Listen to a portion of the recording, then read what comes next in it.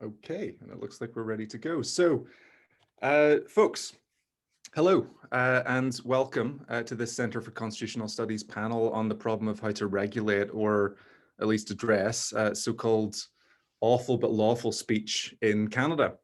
I'm the director of the centre, Dr. Richard Maley, and I've got the pleasure today of being here to introduce our wonderful moderator, Dr. Dax D'Orazio. So I'm just going to say a few introductory words before I throw over to Dax, starting with an acknowledgement of the land that I and the centre are broadcasting from today. So the centre, as many of you will know, is located at the University of Alberta in Edmonton on Treaty 6 territory. And the centre accordingly acknowledges and honours the ancestors, traditions, and indeed the spirit that first drew Indigenous peoples, including the Cree, Blackfoot, Métis, Nakota Sioux, Iroquois, Dene, Saulteaux, and Inuit to this unique gathering place.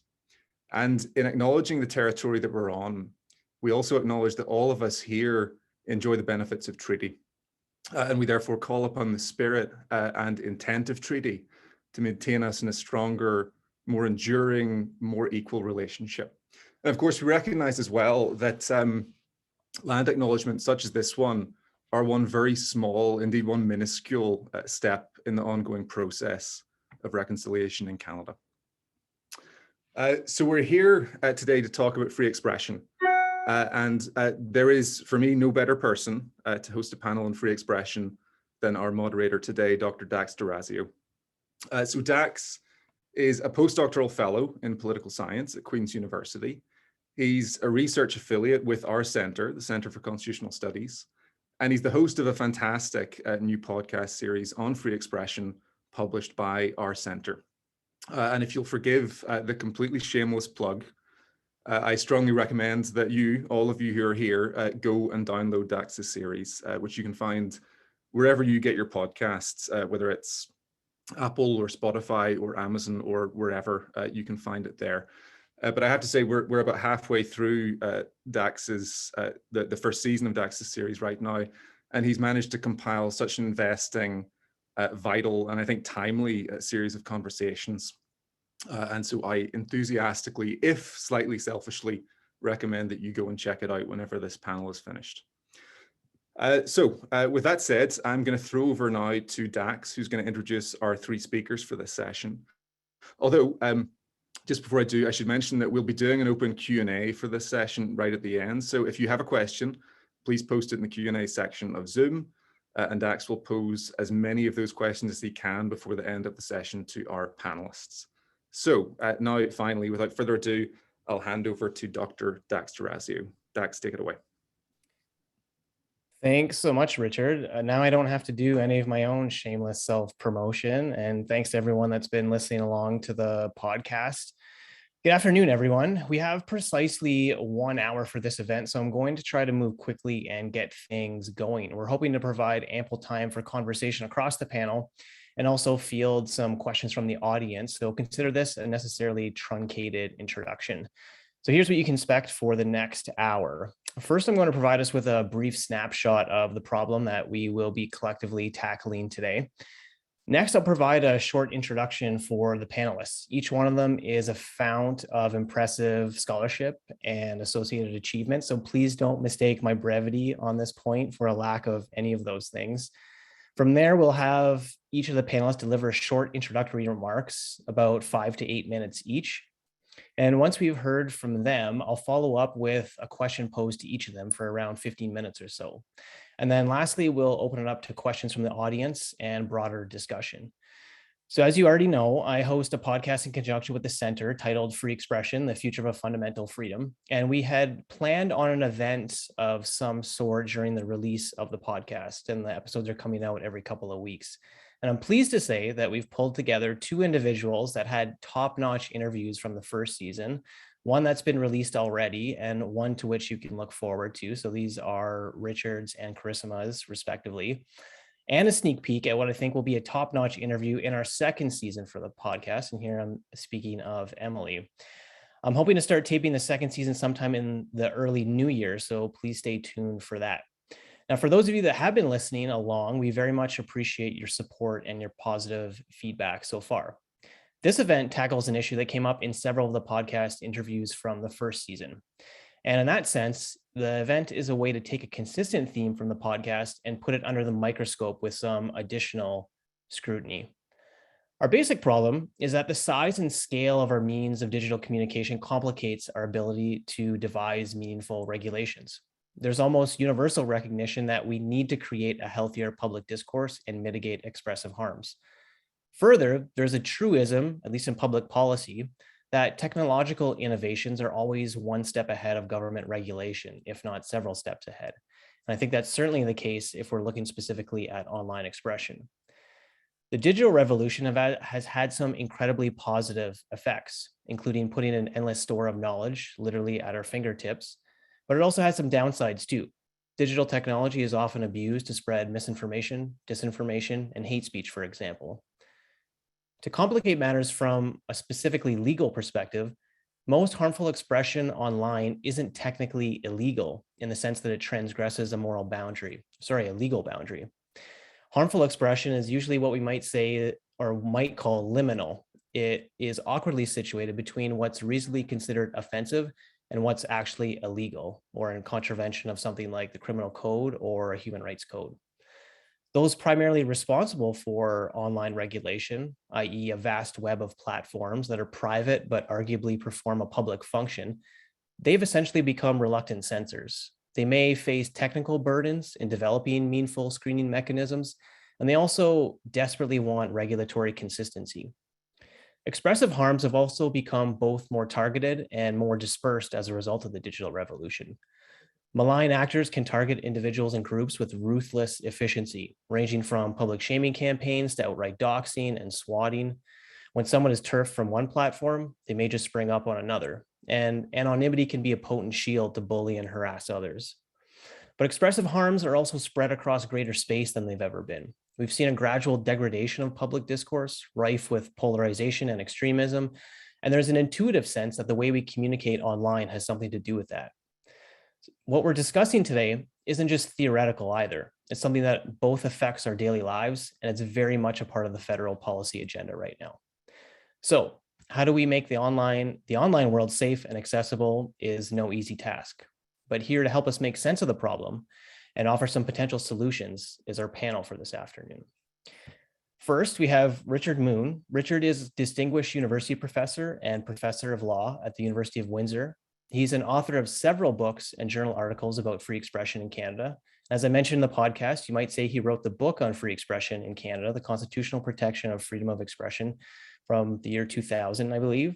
And he'll soon be the author of yet another book about free expression from the University of Toronto Press, titled The Life and Death of Freedom of Expression, which I must say is hotly anticipated, not just by myself, but amongst many others as well.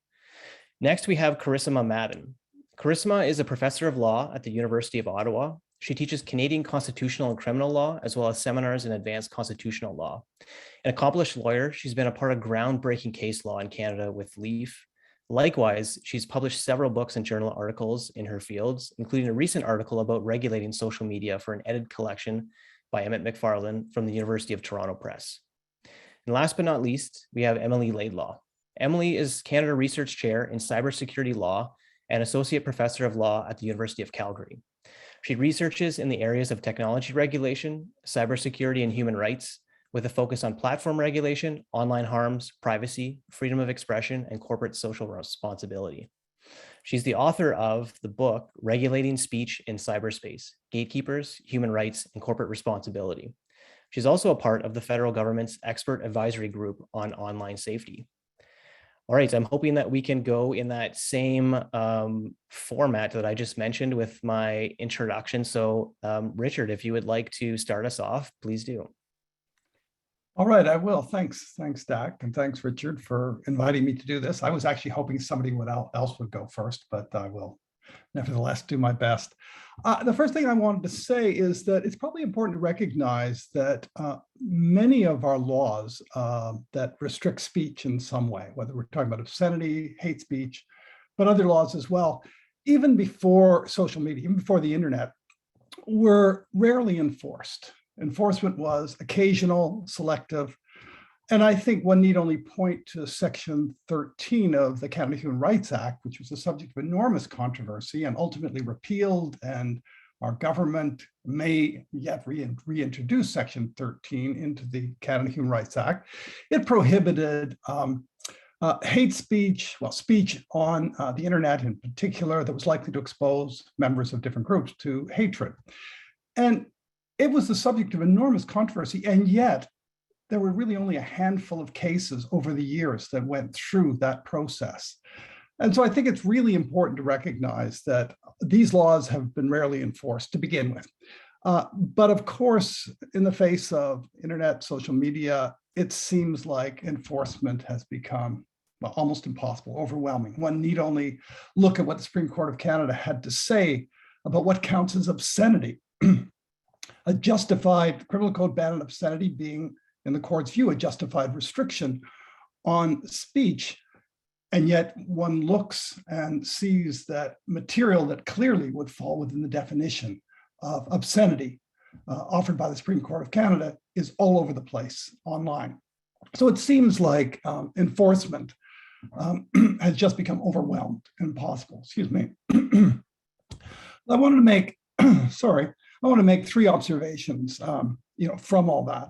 I mean, the first is, it might be that what we considered to be harmful speech is changing, in the sense that some of this material, which we understood to be harmful and which the courts considered it was legitimate for the state to restrict this speech, may have become increasingly normalized. And many people may not view it any longer as harmful. In itself, that may be a troubling thing, but I won't go there at this moment. I think, secondly, you're talking about speech that's not unlawful, that may be awful, and so forth, but our understanding of what might count as harmful speech is changing as well. Speech that might have been seen as an irritant in the pre-social media world now can constitute, especially when coordinated with others, outright and dreadful forms of harassment. So our laws, as currently written, may not have considered that kind of speech to be harmful, but when we experience the kind of massive piling on that is possible on social media, our understanding of this speech as harmful may be changing. And I think the same can be said about disinformation. For the most part, our courts, for the most part, our law has not treated deceit, except in very particular situations, as unlawful. And yet it strikes me, and I think many people have made this observation, that disinformation may in fact be a much larger problem now than censorship, a much greater threat to public discourse than censorship. I don't want to suggest that censorship isn't a concern, far from it, but I think we increasingly are aware that disinformation, the rapid spread of it, is really undermining public discourse in ways that we had not previously seen, and certainly no one had anticipated. And then finally, and I'll kind of wrap up because I know there's not a lot of time. I think it's, of course, also the case that the old forms of law simply aren't going to be adequate to address the kinds of harms we're talking about, the speech harms we're talking about now. The old forms involving prosecution and so forth are just too slow and too cumbersome to deal with. And you've made this observation already, but to deal with the spread of hateful speech or obscene speech or whatever it might be that circulates so widely and so rapidly on social media platforms. And others have thought more about this, and Emily will have much more useful things to say about this than I might. So the final observation is just that we're all aware that free speech doctrine, as we understand it now, developed in a very different communication environment, a very different landscape, and it doesn't map well onto this new landscape. And that's the real challenge we face, to think about forms of law or forms of response, and then to think about free speech doctrine in a whole new way in light of these dramatic changes. Okay, I'll say no more. Thank you so much, Richard. Next, we have Carissima. Thank you. Thank you very much. It's a real pleasure to be here and to have participated in the podcast series. I find that in these spaces, I increasingly tend to be the cranky contrarian who clings to what some may consider an outmoded view of expression and the state's role, which is a little ironic considering that in my past as a lawyer, I was a constitutional litigator focused on the equality rights of women, and part of that work dealt with defending the kinds of restrictions that Dick was just talking about, notably regarding obscenity. So I certainly understand the impetus to look for legitimate regulation of expression, the concerns about its harm in a number of contexts. And certainly the scale of the problem, as Richard alluded to today, is almost incomprehensibly larger than what it was when I was dealing with these issues as a lawyer. But I'm also very aware that state regulation, whether it's criminal or non-criminal in nature, it represents a challenge if you are wary of enabling the coercive power of the state. And additionally, you confront these really difficult questions of political morality when we're trying to think about, well, what is it that actually constitutes problematic expression that society then is entitled to do something about? One observation I wanted to make, and this is a very tricky aspect, is political actors themselves do not come to this debate with clean hands. We see it in a number of jurisdictions where politicians actually are the source, in some cases, of disinformation, of circulating materials and ideas that come close to really discredited sorts of theories and agendas, and that makes it difficult when we're thinking about how to actually approach regulation. And one thing I've observed is that political actors often come to this question really occupying two different spaces or positions. They have sort of a somewhat contradictory attitude about social media, digital spaces where a lot of this is happening, because they themselves trade very heavily on social media. So they use it in all kinds of ways to further their interests. They stream meetings on the web, town hall meetings. They have announcements and debates on Facebook. They engage hundreds of thousands of people on Twitter. They use Google and other platforms to disseminate their political ads. They're quite dependent in some ways on social media, even as they decry its ill effects. And so we've seen that they demand greater controls on expression, but they also attack platform decisions in furtherance of some of those controls when they deem it to be problematic. So, for example, you see them immediately objecting to actions taken by the platforms that might run counter to some of their own constituents' interests, like taking down a Facebook video. You see often this mix between really general concerns and then very localized complaints because they feel the urge to represent the concerns of their own constituents. And of course, they wouldn't want to be implicated in any measures that might impose additional costs on users who have become very habituated to a certain way of engaging in these spaces and the various facilities that they bring. So another issue, of course, is an age-old one, but trying to regulate expression raises serious definitional concerns. And what I've noticed in the past when we see some social media companies try and introduce certain additional modes of control is that they're immediately attacked from all sides.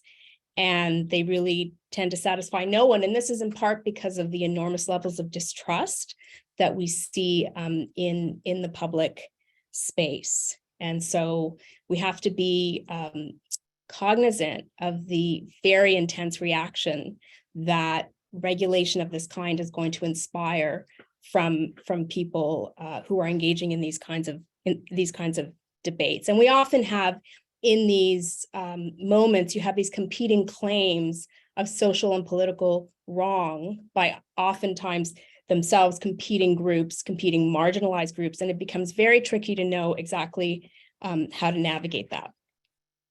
So what we're seeing in Canada increasingly is a trend to shift responsibility for these problems to the tech platforms and really away from the state. And essentially, this is downloading the regulation of expression in very problematic contexts to social media platforms on this somewhat idealized expectation that they're going to adopt public interest models, which of course is not really their bailiwick. And what you are likely to have instead is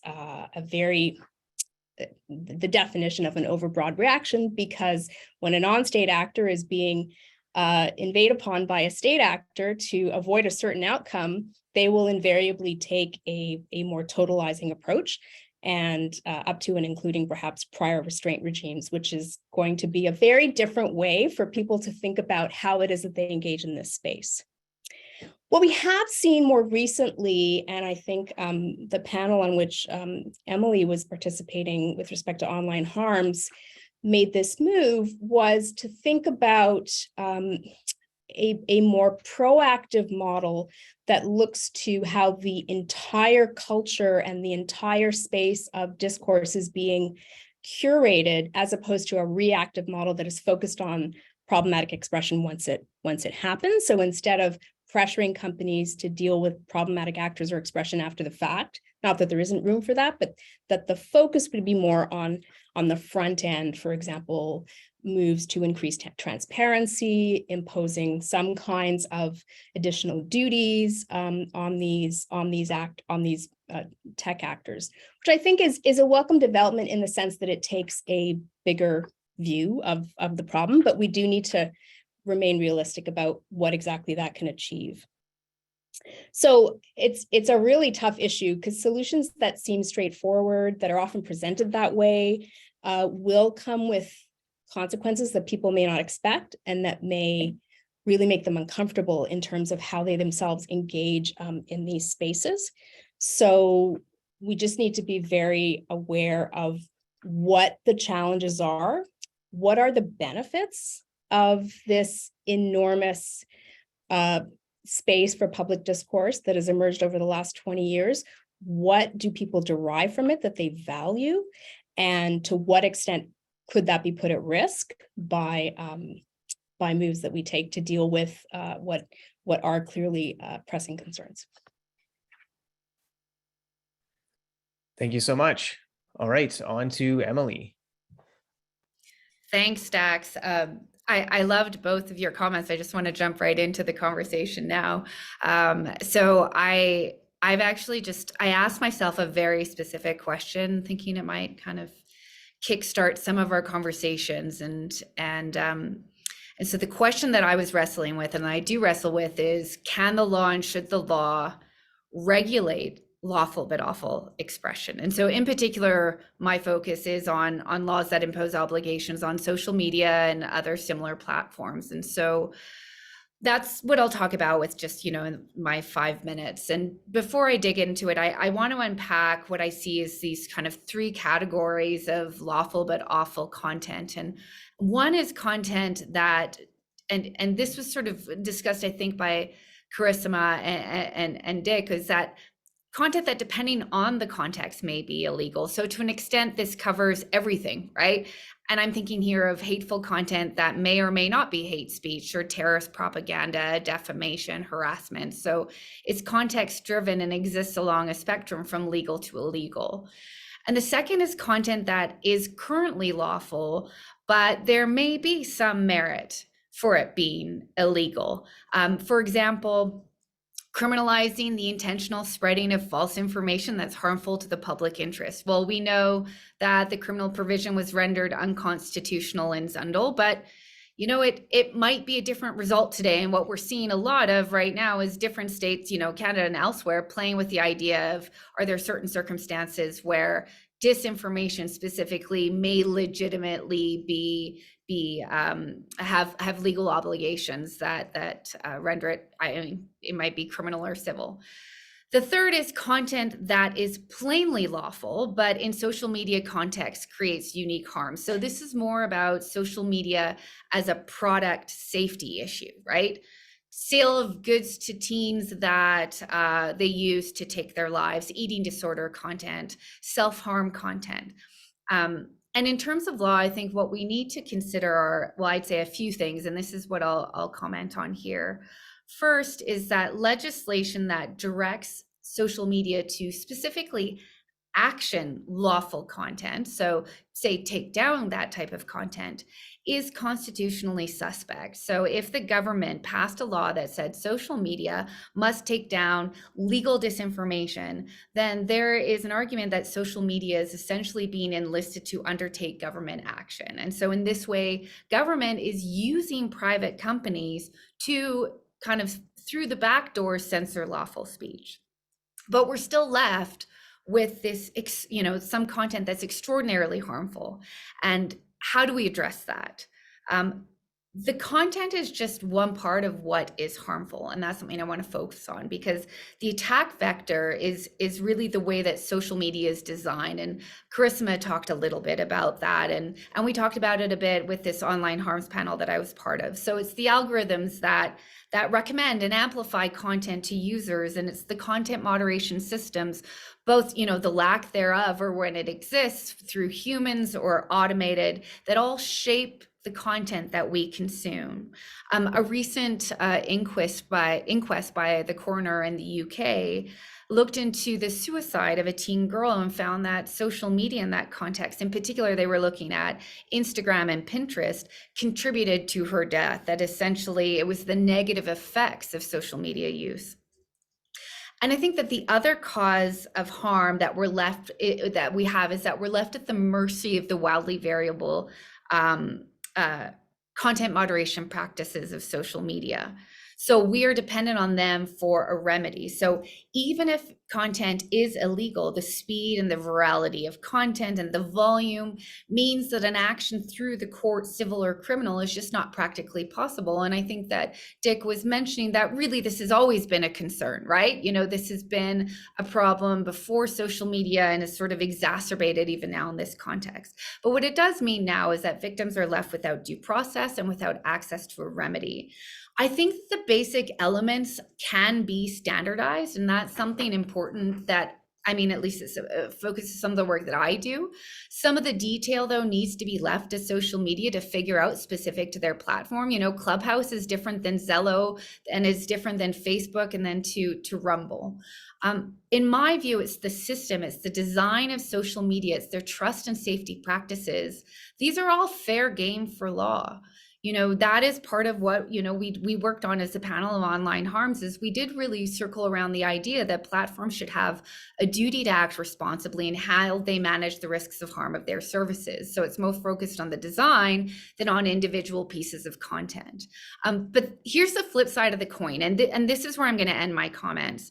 Here's my fear. My fear is that if we focus solely on harms in that context and not on rights, on freedom of expression, on privacy, then we're going to find ourselves in a troubling scenario.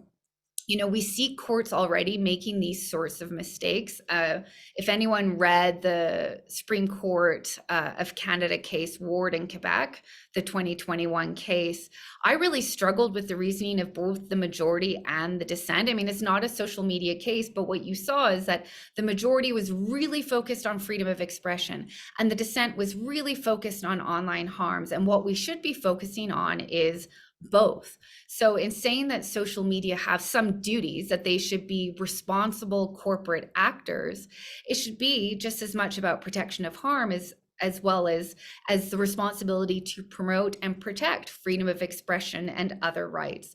Otherwise, we're going to end up in a situation where we're incentivizing social media to remove content or put in place just rudimentary or blunt automated systems without actually thinking through what is a good design for this space to deal with the different types of discourse taking place. So in short, I would say, yes, we need to address lawful but awful, but I think the focus really needs to be on both protection of rights and protection from harm.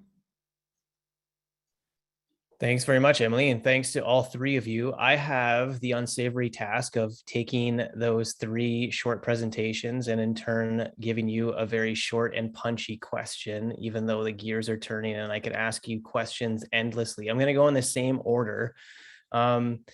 Richard, the book that is upcoming or forthcoming is titled The Life and Death of Freedom of Expression. Based on what you said, I'm getting the sense, in tandem with some of the things that you've written about free expression lately, that you think some of the philosophical or theoretical assumptions that we might make that underpin free speech doctrine, they may not hold in the contemporary moment. Can you pull out a bit more on that point for us?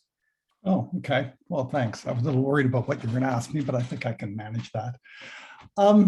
Yeah, I mean, I often talk about what are the, I think, underlying assumptions or premises of our public commitment to freedom of expression. I mean, one of them is we understand individuals to be substantially reasonable, rational, capable of making judgments.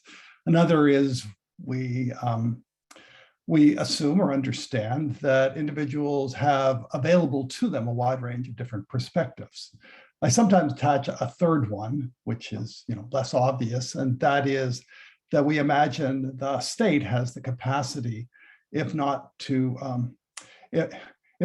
address harm in some way, or prevent it, at least to respond to it or punish it when it follows. And these assumptions lead us to treat speech not as the cause of harm. That is to say, not ordinarily the cause of harm. If an audience is persuaded of a particular view or perspective and acts on that view or reacts to the speaker, we don't treat the speech as itself the cause, and are willing, of course, sometimes take the risk that people will make bad decisions or bad judgments and act accordingly. Now, obviously, it's always been the case that these assumptions never hold perfectly, but generally, we've operated as if they are the background or the norm, and then there may be situations like the false yell of fire in the crowded theater, where we understand these conditions have been deviated from, and it's accepted for the state to restrict them, to restrict speech of that kind. It has always also been the case that the courts have had to contend with new forms of speech. I mean, the rise of advertising as the model, not just of commercial speech, of political speech, has put an awful lot of pressure on these assumptions. Concentration of media and so forth put pressure on these assumptions. But of course, they're under far greater pressure or subject to much greater erosion in the internet era. And that's really been the challenge. How do we hold on to our understanding of free speech when we have increasingly segmented or fragmented audiences, when it feels increasingly like individuals are responding in a very kind of tribal way, holding to positions on the basis that it's a matter of group loyalty or group identity in some fashion? So I really do think that the assumptions that underlie our commitment to free speech are under serious stress. And I don't know what the answer is to that. Okay, anyway, I'm sure there's lots more I could say, and I need to stop. Oh, that's great. Thank you so much.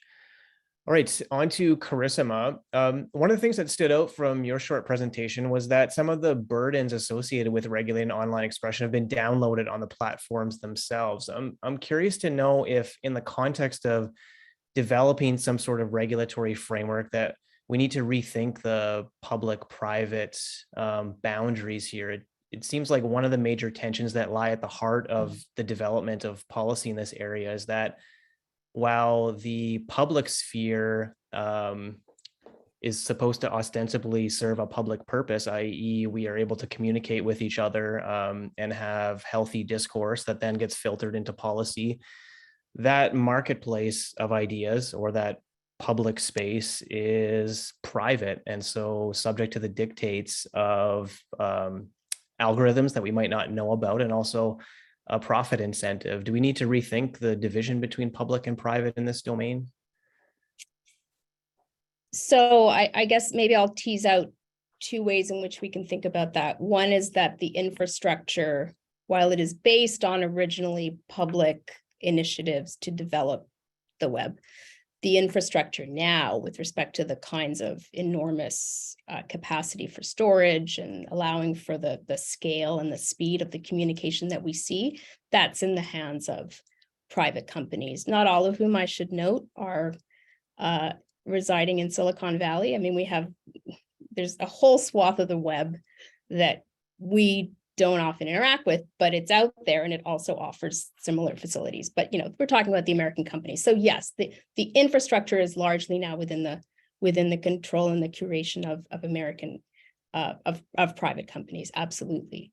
But the other point I was making, and this is something that is clearly being proposed in the Canadian public policy space, we're not there yet, but is the idea that all of the obligations will be put on private actors, in some cases even going so far as to have them fund a third-party regulator in the context of some of the legislation that is currently before Parliament.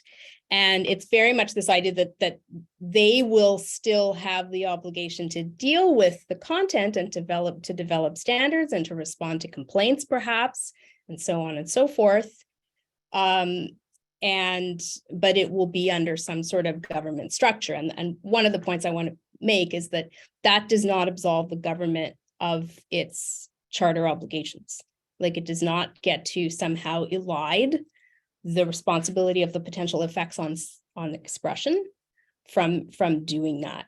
So I think that we are in this tricky space of public and private, because the infrastructure, which really does operate in a very public way, and to be clear, that is because of the way that the platforms operate them. I will not get into the algorithm debate, but you could have a model where it's fee for service and people just then have to get used to paying for all of the stuff they are currently doing online now. That's not what we have. And that infrastructure is, it does not, I don't think the state is itself prepared to undertake what it would be required to have that infrastructure under its sole control. So you have these, in effect, public spaces operating in a way that makes it challenging for the state to, decide what is the proper course of action. And I just want to point out, and part of the issue is just the sheer scale. And a point that I've made in my work is that there's often disbelief when the platforms say this actually isn't possible in the way that you're requiring of us, and there's a lot of hand waving. Well, they're lying, or they're greedy, or it's impossible that they couldn't be able to do whatever it is we asked them to do. I actually think there are some limits to what it is we're expecting platforms to do. Again, in the context of the current model, which is people have an expectation as to how they're able to communicate. So are we going to talk about significantly scaling that back? Like, there's going to be some method of what will in effect be a prior restraint. Maybe we don't have the worldwide scope that you currently have, because in the current landscape, I think that poses real challenges to real-time regulation. Thanks so much. Okay, and on to Emily. Emily, you mentioned something akin to consumer protection. There's almost a movement afoot to be more conscious about the effects of social media on individuals. You'll hear people speak about, for instance, the need to digitally detox themselves, and people are trying to create not just a healthy distance between themselves and the platforms that they enjoy, but also figure out what digital literacy would look like. If we take something akin to a consumer protection approach to this policy problem, what does that look like, and how does that change things? Well, that's that's a tough question. And so let me walk you through what my thinking has been on the subject. So what I will say is that most of the debates for a long time about social media responsibility really were this binary content removal conversation. Like, should they, leave content up? Should they take it down? And so the product safety, consumer protection shift is welcome to the extent that it moves a bit beyond that, right? Instead of saying you should take down content faster, but you can't take it down faster because there's so much of it, because it decontextualizes the analysis, all legitimate arguments, right? Now the focus is a bit more about, what is this discursive space? How does that work? Here's the weakness of a consumer protection approach. And this is something I didn't mention in my remarks, so I'm actually really happy I have a moment to mention it here, is that most consumer protection, when you're talking about safety of, I don't know, an automobile, for example, or, whatever it is, right?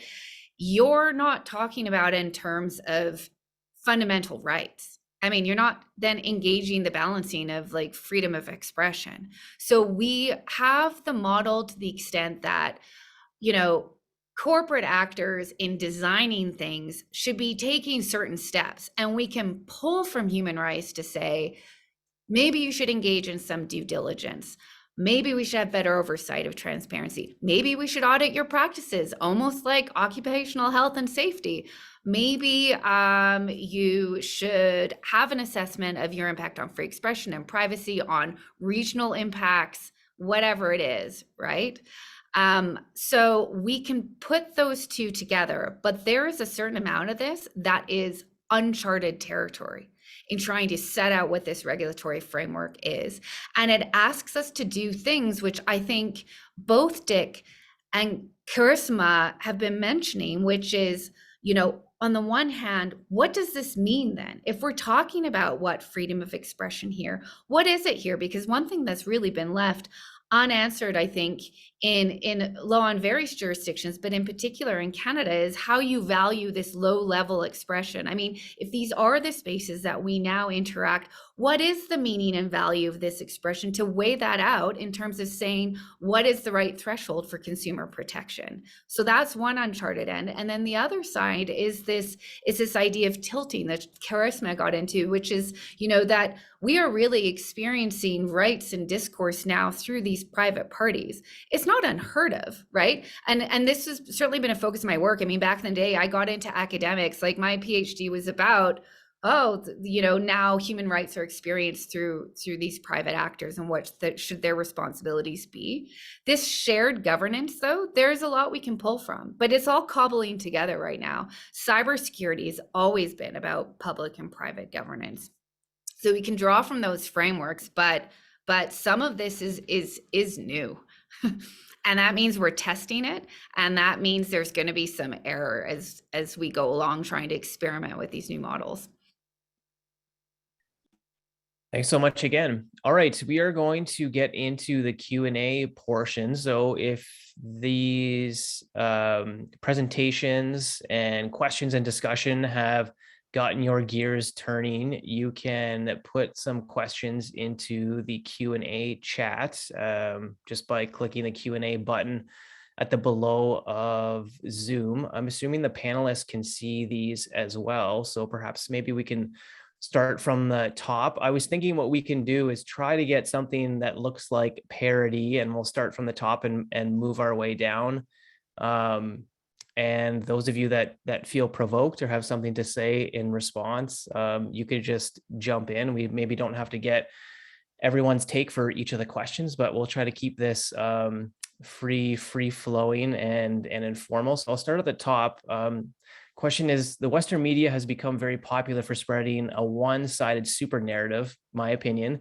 Do you think Western media one-sided position on issues provokes hateful content from social media users? So potential interplay between media and also what might happen on social media platforms. I mean, I will jump in and say, yeah, media is absolutely a source of disinformation, and I'd say also misinformation. So sometimes we're all vulnerable to it, including news media, assessing particular content and stories and sharing it and thinking it's important and turning out that it's not true, right? And sometimes that process of verification is how they then correct it. Sometimes they might intentionally spread false stories, or more just skewed stories, right? You take true information and it's skewed through a particular lens. And it's particularly powerful on social media. And we see that play out even with, decisions about social media to remove some key media like Russia Today, for example, from their platforms, even, the EU going so far as requiring that removal. So it just speaks to that the complications of the ecosystem we all exist in the real world are just playing out now through these private platforms. I would just add, maybe in a slightly different context, but we do also now have the emergence of in Canada, maybe in other jurisdictions as well, a somewhat adversarial relationship between some legacy media companies and big tech. We have right now before Parliament the consideration of an online news bill, which would compel essentially negotiations between big tech and and media, so defined, to actually fund them on the basis of a transactional model that is, I think, a little bit eyebrow raising.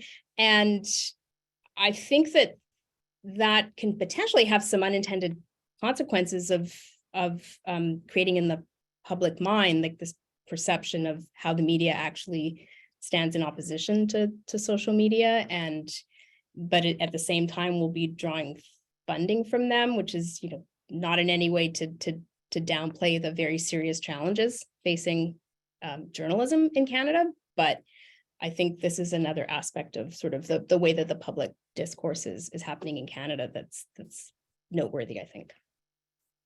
Let me add something too. I mean, in the pre-internet era, of course, there were plenty of concerns about what we now call the traditional media, broadcasters, large daily newspapers and so forth.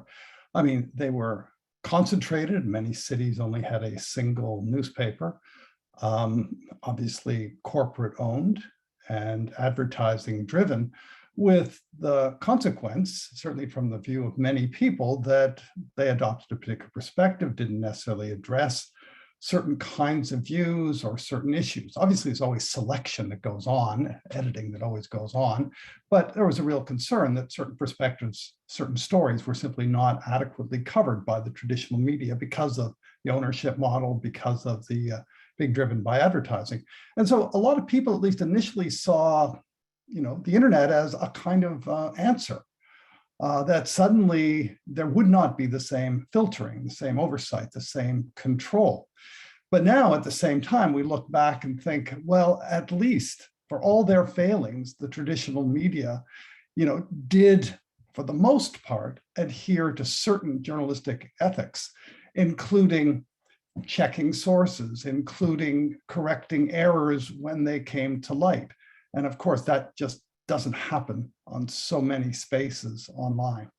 So there were legitimate concerns about traditional media, but there are also things I think we can genuinely miss that went along with traditional media. We've got lots of awesome questions lining up, so I'm going to try to be really pithy and pitch them out there for you. So the next one is about content moderation, which is sometimes done by very poorly paid subcontractors. Can anything be done about the terrible effects of mental health on said moderators?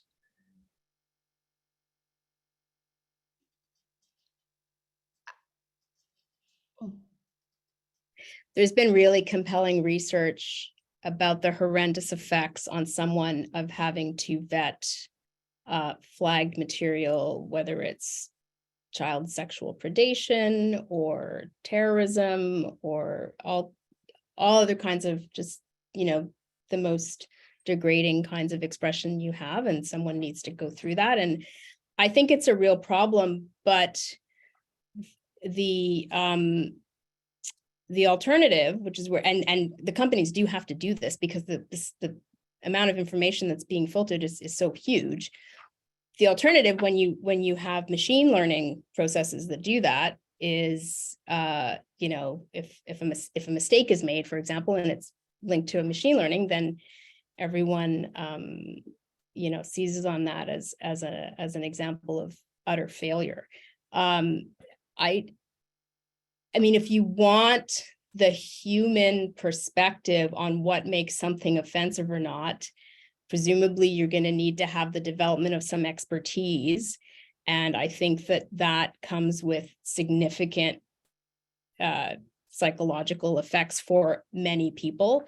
I do think that there should be an expectation that companies really look at this task as with the seriousness and with the resources that are needed.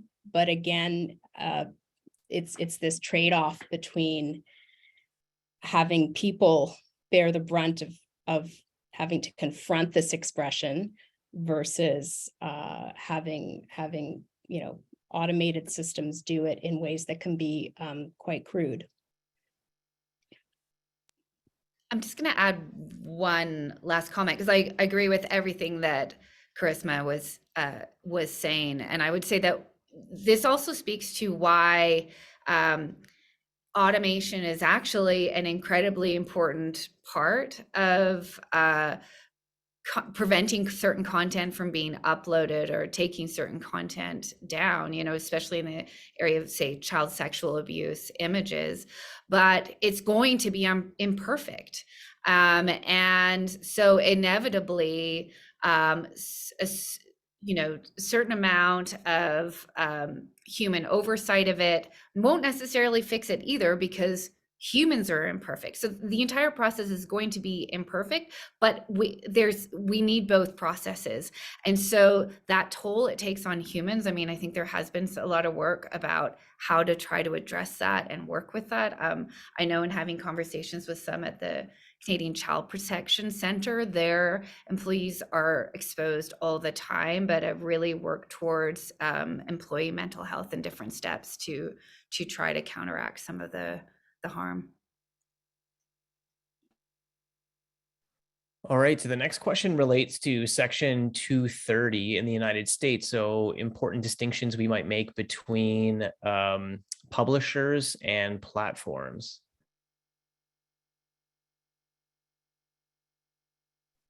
Any thoughts on, they also mentioned the net choice cases and also other cases that will be before the Supreme Court. So that distinction, that legislation, and any of the cases that are currently before us or courts south of the border.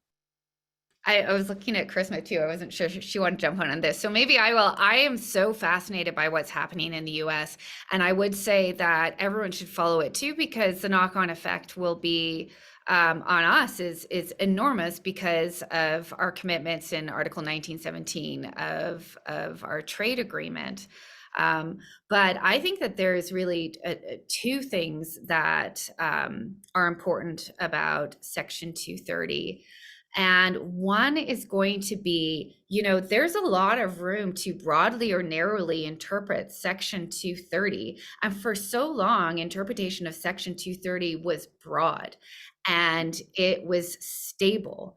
And so revisiting that now to look at what does it really mean to say that they are a publisher, speaker, or not is an incredibly important question. The other incredibly important question would be, what is a recommender system in all of this? You know, the media companies that exist, they aren't the same ones that existed when the bulletin board operators existed in the mid-1990s when they passed that law. I mean, we have moved so far beyond that. And so what is a recommender system? What are they doing? What are the multiple kind of roles that they're playing, and how that fits with Section 230 is really important. And I think that the other important test is something that kind of teases out comments from earlier, which is one of the challenges is the idea that a law says social media has to be viewpoint neutral. in how it moderates. Well, first of all, they've never been neutral in a sense, but being viewpoint neutral, how do they do that? I mean, when we talk about lawful but awful here, let's take the Kanye West example, right? Of the comments that he was posting then led him to being banned from Twitter. Is that, you know, if it doesn't rise to the level of actually being hate speech, but falls foul of their terms and conditions, what is it? Is it because of the viewpoint he's taking? What's the line between being hateful and being hate speech and being like political and extremist? I mean, you are looking at a viewpoint to an extent. So I think that the court taking on that challenge is going to be fascinating. Well, and I would just add that this really shows you the mutually opposed positions being from the more left side of the spectrum, which has expressed a lot of concern about the breadth of 230 protection. And then the right side of the spectrum, which is, saying we're going to enact a private right of action for people to sue tech companies, and they can't be awarded, they can't have costs awarded against them, and they can get $10,000 per fine, where the tech companies are, in the view of the states that have done this, discriminating against, quote unquote, conservative viewpoints. And so you see the squeeze from both ends, and it's all taking place within like a very contested understanding of what, how the First Amendment, operates at all. I think you still have a fairly conventional approach to the First Amendment among most courts, but in the lower courts, in Texas, those federal courts, they were quite willing to countenance what appear to be just blatantly unconstitutional action. Okay, I'm going to group the next two together to try to speed through. We'll try to chip away at as many as possible because we are unfortunately coming to a close. What role might potential requirements around end-to-end encryption play in limiting harms? And can you think of any examples of a country which, in your opinion, has successfully addressed some of the online harm, online expression challenges we are discussing today? So if we're looking for good policy, where might we look?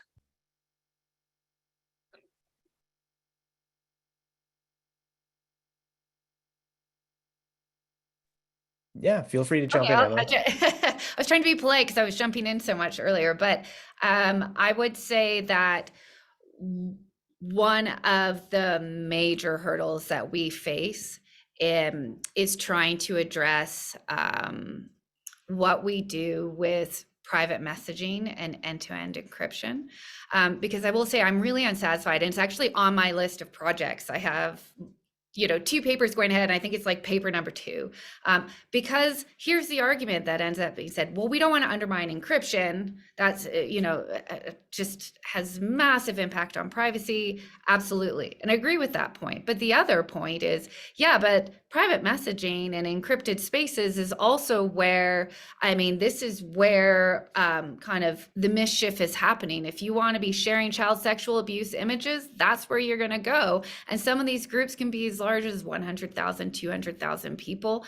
Terrorist propaganda, other violent extremist content, that's where you're going to go. So we actually have a real problem on our hands. And I find that a lot of the conversations stop short and say, you can't do that, but I care about harms. And what I'm interested in this next step of is, okay, well, what do we do? And to an extent, I would say that some are getting around encryption by different, maybe good or bad, capturing of some of the content at the device level. This is just on my list of things to look into. So I'm just throwing that out there, that there may be different avenues through it. What I would say is I don't have a really good answer, and it's huge. Someone out there come up with great answers and talk to me. I'd love to hear from you. The other I would say is let's look at the Digital Services Act. I think it's a really interesting approach of sort of a middle pass approach, trying to build on some the e-commerce directive and put systems of due diligence. It's not perfect, but it's a start. It's something we could look at. All right, I see Richard appearing, which means that we are approaching the end of our time here, unfortunately. I hope this is just the beginning of a conversation and not the end of a conversation. I'm sure our three esteemed panelists would love to hear from you, to field questions, hear comments and concerns. Also, if you're really motivated by this discussion and you have some interesting ideas potentially for podcast episodes, feel free to get in touch with me or the center. Thanks to all of our panelists today for some excellent presentations, and much more to think about going forward. And also thanks to Richard and everyone else at the CCS for helping us organize this event. And thanks to everybody for coming. Thanks so much. Take care, everyone. Thanks, everybody. Bye.